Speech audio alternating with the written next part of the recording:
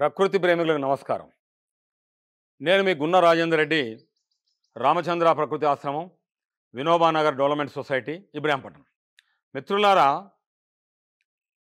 ఈరోజు ప్రపంచవ్యాప్తంగా, భారతదేశ వ్యాప్తంగా, తెలుగు రాష్ట్రాల వ్యాప్తంగా చూసుకున్నట్టయితే రోజు రోజుకు అనారోగ్యాలు, అంటే అప్పుడే పుట్టినటువంటి పసిపిల్ల కాని మొదలు పెడితే ఇక 30-40 ఏళ్ళకే చాలా పరిస్థితులు దాటిపోతున్నాయి. ఎన్ని రకాల ఆరోగ్య సమస్యలు రావడానికి ఏమిటి కారణం?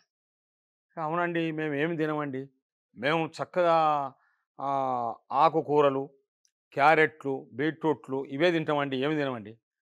అంటే ఆమె ఏమి తినకుంటే అంటే ఇక మాకు క్యాన్సర్ వచ్చిందండి, మాకు ఆల్రెడీ ఆర్థరైటిస్ వచ్చిందండి, మాకు బీపీలు, షుగర్లు, థైరాయిడ్లు, ఫైబ్రాయిడ్లు, రకరకాల లివర్ ఫెయిల్యూర్లు, కిడ్నీలు ఫెయిల్యూర్లు, క్రియాటిన్ పెరగడాలు ఇవన్నీ వస్తున్నాయి. మనం ఏ ఆహారం తీసుకుంటే అదే ఆరోగ్యం ఉంటుంది మనకు. చాలా మటుకు ఇవాళ ప్రజలు మనకు చెప్తున్న మాట ఏంది, మేము చాలా జాగ్రత్తలు తీసుకుంటాం. కానీ అన్నిటికన్నా ముఖ్యమైన ఒక పాయింట్ ఉంది. అది మీరు ఏ ఆహారం తీసుకున్నా ఎక్కడి నుంచి వస్తుంది.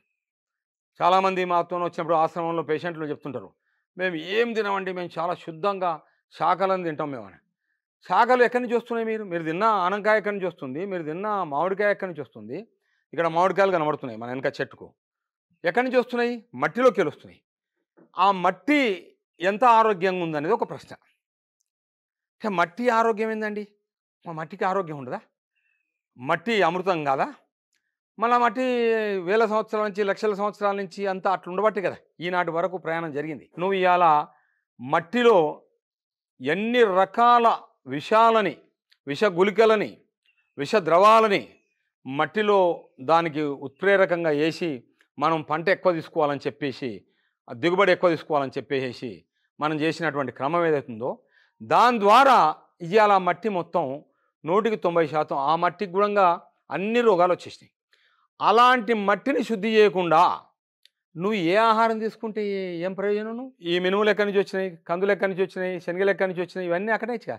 కాబట్టి నేనేమంటున్నా అంటే, మనం ఉన్న ప్రాంతంలో మనం ఒక 100 గదాలు 200 గదాలు ఉంటే ఆ మట్టినన్నా మనం శుద్ధి చేసుకొని నిత్యావసరంగా మనం తినే వస్తువులు, అంటే కూరగాయలు, టమాటా కానీ, బెండకాయ కానీ, బీరకాయ కానీ, పొట్లకాయ కానీ, సొరకాయ కానీ, వంకాయ కానీ ఇట్లాంటివి పెంచుకోవచ్చు. ప్రకృతి ఎట్లా నడుస్తుంది? నేచర్. ప్రకృతి అంటే భూమి, ఆకాశము, జలము, అగ్ని, వాయువు, ఇది కలిపి మనం ప్రకృతి అంటాం. గ్లోబు. ఇది ఎట్లా నడుస్తుంది? ఇది కూడా ఫుల్ బ్యాక్టీరియాతో నడుస్తుంది. అంటే ప్రకృతికి ప్రతిరూపకంగా తెచ్చుకున్నటువంటి ఒక జీవి పేరు, ఒక ప్రాణి పేరు ఏంటంటే అది భారతీయ గోవు. అది దానికి మనం ఏం ఆహారం ఇచ్చేస్తే ఎలాంటి ఔషధ గుణాలు, అంటే సంపూర్ణ ఆరోగ్యానికి గోవు అంటే దేశీ ఆవు పాలు సంపూర్ణ ఆరోగ్యం అని చెప్తున్నాం. దేశీ ఆవు పాలు సంపూర్ణ ఆరోగ్యం అంటే అన్ని రోగాలకు ఒకటే మందు. ఇదేందండి బాబు, అన్ని రోగాలకు మేము ఒకసారి కిలో గోళీలు మింగుతున్నాం. షుగర్ గోళీ వేరు, బీపీ గోళీ వేరు, థైరాయిడ్ గోళీ వేరు, లివర్ గోళీ వేరు, లివర్ ఫ్యాట్ గోళీ వేరు, కిడ్నీ గోళీ వేరు, క్రియాటిన్ గోళీ వేరు, డైజెషన్ గోళీ వేరు, నిద్ర గోళీ వేరు. అబ్బా, ఇన్ని గోళీలా? కాబట్టి ఇన్ని గోళీలు అంటే అవి ఏంటివి? అవి విష గుళికలు తింటున్నారు మీరు. అవి అమృత గుళికలు కావు, అవి విష గుళికలు. కాబట్టి ఆ విధమైన ఇన్ని గోళీలు మింగుతున్నాం అండి. మీరు ఇన్ని గోళీలు లేకుండా అంటే ఇప్పుడు ఈ విధంగా మనం ఆవులకు ఏం పెడుతున్నాం? ఆ దేశీ ఆవులకంటే ఇగో ఈ ధాన్యాలు ఏవైతే కందులు, పెసర్లు, ఇవి ఉలువలు, మినుములు, తర్వాత ఇవి మినుములు, ఇవి వచ్చి శనగలు, ఇవి వచ్చేసి నువ్వులు, తర్వాత ఇవి వచ్చి 2 రకాల బెబ్బర్లు, తెల్ల బెబ్బర్లు, ఎర్ర బెబ్బర్లు, కందులు, తర్వాత ఇవి వచ్చేసి పొద్దుతిరుగుడు గింజలు, ఈ తర్వాత ఇది వచ్చేసేసి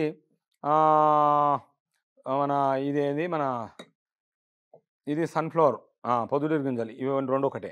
తర్వాత ఇది వచ్చేసేసి పుచ్చకాయ గింజలు, అంటే వాటర్ మిలాన్ గింజలు, సీడ్స్. తర్వాత ఇది ఔష గింజలు, ఇది వచ్చేసి పాంకిన్ గింజలు, గుమ్మడి గింజలు. తర్వాత ఇవి వచ్చేసేసి మస్క్ మిలాన్, కర్బుజాయి. కాబట్టి ఇవన్నీ చాలా విలువైనటువంటి, అంటే దీని పొట్టల నిండా, ఈ గింజల పొట్ట నిండా ఔషధ గుణాలు ఉన్నటువంటి పప్పు దినుసుల గింజలు ఇవేమో సీడ్స్. ఇందులో రకరకాల సోడియం, ఐరన్, పొటాషియం, కాల్షియం, తర్వాత ఒమేగా, తర్వాత B12, B6 ఇవన్నీ రకాల సంపూర్ణమైనటువంటి మానవునికి కావాల్సినటువంటి అన్ని, అంటే నీ శరీరంలో వచ్చినటువంటి హార్మోన్స్ ఇన్బ్యాలెన్స్ అయినటువంటి వాటిని, ఏ రోగం, ఏ యొక్క అనారోగ్యం కలిగినా అది హార్మోన్స్ ఇన్బ్యాలెన్స్ వల్లే.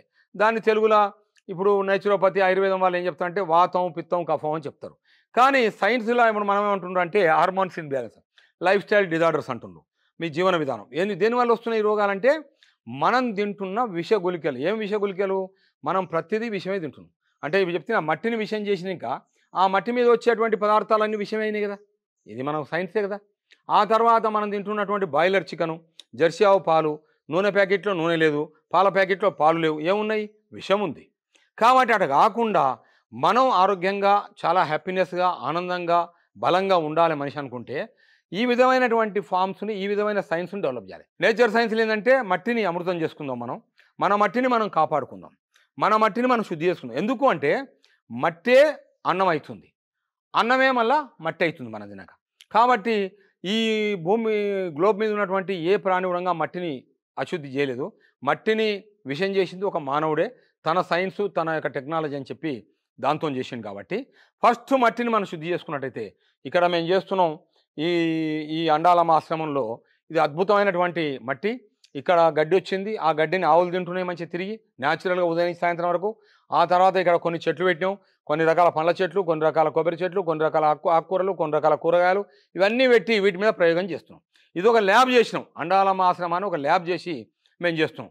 ఈ పాలు రంగా మేము ఏం చేసినాం, ఈ దేశీయ ఆవు పాలని ఈ తార్నాకలు ఉన్నటువంటి రీసెర్చ్ ల్యాబ్కు పంపినాం, గవర్నమెంట్ ల్యాబ్కు. వాళ్ళు దాన్ని రీసెర్చ్ చేస్తుండ్రు, వాళ్ళు త్వరలోనే మనకు రిపోర్ట్ ఇస్తారు. ఇప్పుడు ఈ విధంగా నేచర్ మొత్తం గుడ్ బ్యాక్టీరియా బ్యాడ్ బ్యాక్టీరియా, అంటే గుడ్ బ్యాక్టీరియా పర్సెంటేజ్ ఎక్కువ ఉండాలి. అంటే నేచర్ అంతా బ్యాక్టీరియాతో నడిచినప్పుడు మిగతా అన్నీ నడవవు, మిగతా ప్రాణికోటికి రకరకాల వేరు ఉంటాయి. ఒక ఆవు మాత్రం, గోవు మాత్రం సేమ్ 100% బ్యాక్టీరియాతో నడిచే ప్రాణి ఏదంటే గోవు. కాబట్టి గోవు అంత సస్టైనబుల్ సైంటిఫిక్గా మనకు చాలా దాన్ని ఏమంటారు అమృతతుల్యమైనటువంటి ఆహారాన్ని ఇస్తుంది, సంపూర్ణ ఆహారానికి. ఇప్పుడు ప్రపంచ శాస్త్రవేత్తలు కూడా ఏమంటారు, మన దగ్గర కూడా ఏమంటారు పెద్ద పెద్ద డాక్టర్లంతా, ఆవు పాలు, దేశీయ ఆవు పాలు తాగండి. చిన్న పిల్లలు నడుస్తలేరండి, కాలు గట్టి ఉంటలేదండి అంటే చిన్న పిల్లలు కూడా ఆవు పాలు తాపమంటారు. దానివల్ల ఏంది, వాళ్ళకి న్యాచురల్గా ఆహారమే ఔషధంగా మారి వాళ్ళకి ఎనర్జీ వస్తుంది. కాబట్టి ఇన్ని రకాల ఔషధ గుణాలు, అంటే మనం తినే బదులు నువ్వు బాదాం తింటావు, పిస్తా తింటావు, జీడిపప్పు తింటావు, ఇవన్నీ తింటే నీకు అరగవదనయా, నీ జీవన విధానం మారింది కదా. నువ్వు అంతకుముందు ఎట్లుండేది, 24 గంటల్లో 10-12 గంటలు పనిచేసేది భారతీయులందరూ మన దేశంలో. ఆ విధమైనటువంటి కల్చర్ ఉండే. ఇప్పుడేమైంది, నీకు అసలు వర్క్ కల్చరే లేదు. ఇప్పుడు ఎంతసేపు నువ్వు తినాలే కూర్చోవాలి, కార్లలో తిరగాలి. అట్లాంటప్పుడు నీకు బాదాం ఎందుకు అరుగుతుంది, అదేంది కాజు ఎందుకు అరుగుతుంది, పిస్తా ఎందుకు అరుగుతుంది, అరగవు కదా. దాంతోపాటు గుమ్మడి గింజలు ఎట్లా అడుగుతాయి, కర్బూజా గింజలు ఎట్లా అడుగుతాయి, కలగిరి గింజలు ఎట్లా అడుగుతాయి, తర్వాత ఔషధ గింజలు ఎట్లా అడుగుతాయి, తర్వాత ఇదంతా ఒక అజ్ఞానం చేత, ఒక మూర్ఖత్వం, అంటే అశాస్త్రీయమైన పద్ధతుల చేత మనని వ్యాపార సైన్స్లోకి గుంజేసేసింది, అయిపోయింది. వాళ్ళు చెప్పినట్టు చేస్తుండ్రు, మీకు రోగాలు వస్తున్నాయి. మనం ఒకసారి కేసీట్ ఓపెన్ అయితే మళ్ళీ మూసిన దాకా ఆ కేసీట్ బంద్ కాదు. కాబట్టి ఇప్పుడు నేను ఏమంటున్నంటే ఆవుకి ఇవన్నీ మేము పెడుతున్నాం ఇక్కడ ఈ ఆశ్రమంలో. ఆవుకు పెట్టడం వల్ల 5 కిలోలు 6 కిలోలు ఇవన్నీ నానబెట్టి 1.5 రోజు నానబెడుతున్నాం. అంటే 36 గంటలు 40 గంటలు నానబెడుతున్నాం. పెట్టేసి ఆ నాణ్య గింజలన్నిటి ఉండగా దానాలు కలిపేసేస్తే అద్భుతంగా ఆవులు ఒక గింజ లేకుండా తినేస్తున్నాయి.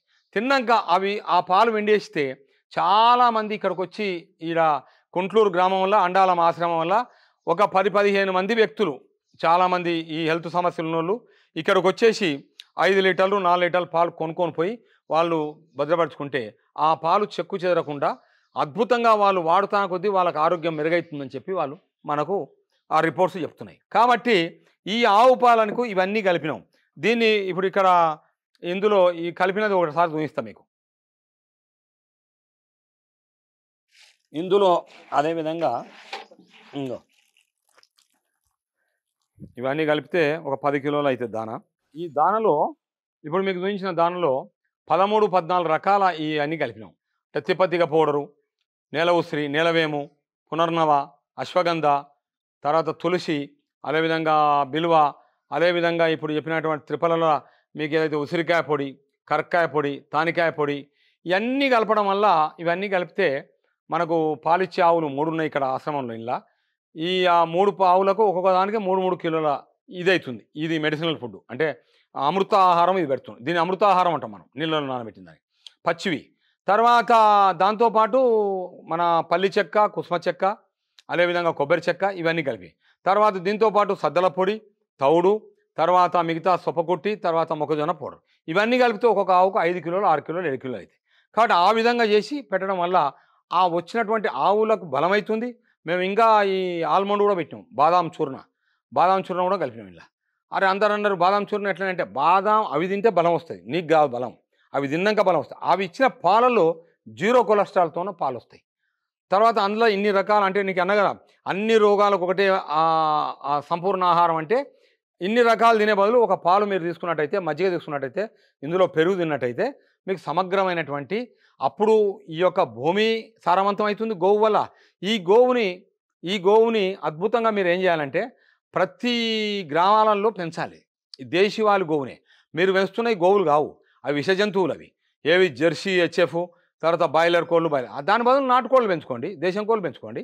కాబట్టి ఈ పాలు చూడండి, ఇందులో 22 రకాల మినరల్స్, విటమిన్స్ మన శరీరానికి, మానవ శరీరానికి కావాల్సిన అన్నీ ఇవి తాగడం వల్ల, దీంతో పాటు మీరు తినే పండ్ల వల్ల, మనం చెప్తాం కదా ఎప్పుడు 7 రకాల సీజనల్ ఫ్రూట్స్, వాటి వల్ల మీకు అద్భుతమైనటువంటి ఒక 6 నెలలో, ఒక 1 ఇయర్ రెగ్యులర్గా ఇట్లాంటి పాలు, ఆ పాలని మనం మనుషులు సమాజంలో మనం పిల్లలకు కానీ అందరూ అంటే పుట్టిన పిల్లగాని కానించి చనిపోయే వరకు 62 రకాల దేశీవాలి ఆవులు, బయోడైవర్స్ ఉంది భారతదేశంలో, కన్యాకుమారి నుంచి కాశ్మీర్ దాకా 62 రకాల దేశీ ఆవులు. అవన్నీ కూడా ఈ ప్రాంతంలో ఎదిగినాయి. మనమేమంటున్నాం, మనకున్న రాష్ట్రంలో కానీ మనకున్న భారతదేశంలో కానీ మనం ఈ దేశీవాలి ఆవులే కరెక్ట్గా సుస్థిరమైనవి, ఆరోగ్యకరమైనవి. నువ్వు జెర్సీ ఆవులు తీసుకొచ్చి ఏం చెప్తున్నావు అంటే పాలు సరిపోతూనే ఉంటావు. ఇప్పుడు నువ్వు జెర్సీ ఆవులు తెచ్చినా సరిపోవు, ఇంకోటి తెచ్చి మళ్ళా పాత పద్ధతిలో రాష్ట్ర వ్యాప్తంగా ప్రతి గ్రామాలలో ఈ విధమైన గోవులను తీసుకొచ్చేసి ఇందులో ఉన్న సైన్స్ని, ఇందులో ఉన్న కెమిస్ట్రీని, ఇప్పుడు ఆవు పేడ వల్ల, గోమూత్రం వల్ల ఎంత పెద్ద, అసలు ఎంత కాస్ట్లీ ఉంది తెలుసా. ఇప్పుడు ఆ వర్మీ కంపోస్ట్ అనేది 500 రూపాయలు 1000 రూపాయలు అయింది బ్యాగు. అదేవిధంగా గోమూత్రం ఎంతో కాస్ట్లీ అయింది.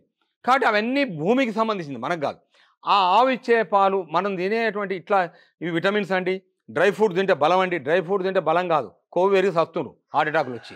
కాబట్టి నువ్వు తినొద్దు డ్రై ఫ్రూట్స్ గోవుకు పెట్టాలి. ఆవుకు పెట్టి ఆవుకు బలం వస్తుంది, శక్తి వస్తుంది, దానికి వచ్చే పాలు ఎంతో సంపూర్ణ ఆరోగ్యాన్ని ఇచ్చే పాలు. కాబట్టి చూడండి ఈ పాలు ఎంత ఉంటాయి, దీని యొక్క టేస్ట్, దీని యొక్క రుచి, పాలు, పెరుగు, వెన్న, నెయ్యి అన్నీ దీంతో చేసుకోవచ్చు మీరు అని చెప్తూ మిత్రులకు దీన్ని మీరు చేసి ఇందులో మీరు ఖచ్చితంగా దీన్ని పాల్గొని ఈ దేశీ ఆవు పాల యొక్క మీద మీరు సొంతగా మీరు పాటించి లాభాలు పొంది సుమన్ టీవీకి తెలియజేయాలని చెప్పేసి చెప్తూ సెలవు తీసుకుంటాను.